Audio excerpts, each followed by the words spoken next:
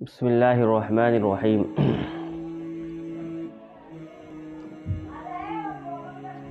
عید کا موقع ہے اور عید سے پہلے حکم یہ ہے کہ صدقۃ الفطر جو ہے وہ ادا کر دیا جائے۔ تو صدقۃ الفطر کن لوگوں پر واجب ہے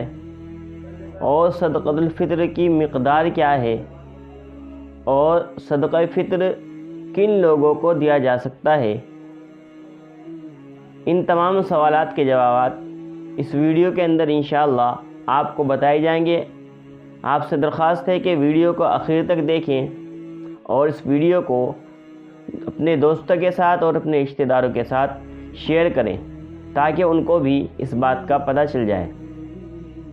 تو سب سے پہلے کہ صدقۃ الفطر کن لوگوں پر واجب ہے، تو جاننا چاہیے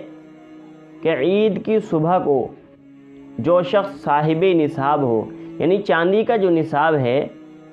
زکوٰۃ کے واجب ہونے کے لیے 52.5 تولہ جو چاندی کا نصاب ہے، اگر کسی کے پاس عید کی صبح کو 52.5 تولہ چاندی یا اس کی قیمت کسی کے پاس ہو تو اس شخص کے اوپر اپنی نابالغ اولاد کی طرف سے اور اپنی طرف سے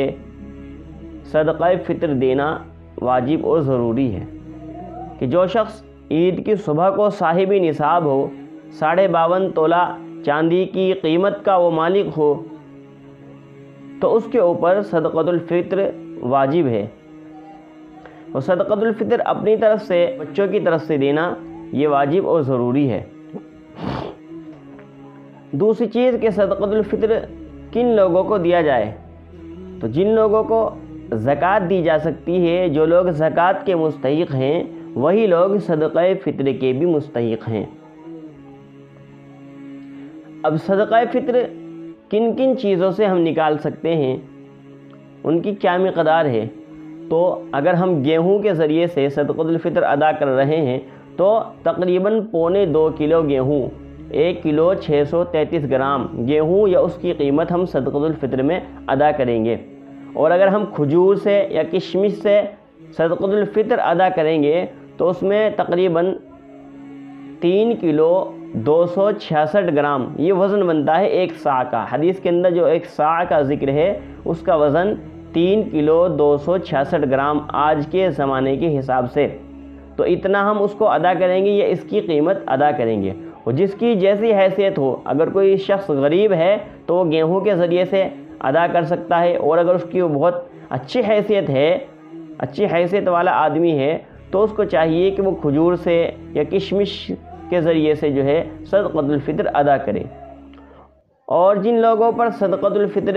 واجب نہیں ہے، اگر وہ بھی ادا کر دے تو اس پر بھی ان کو اجر و ثواب ملے گا اور اللہ کے یہاں اس کا بہترین بدلہ ان کو انشاءاللہ قیامت کے دن ملے گا۔ تو اس لیے ہمیں چاہیے کہ عید الفطر کی نماز سے پہلے ہم صدقۃ الفطر ادا کر دیں تاکہ غریب اور مستحق لوگوں کو وہ رقم پہنچ جائے۔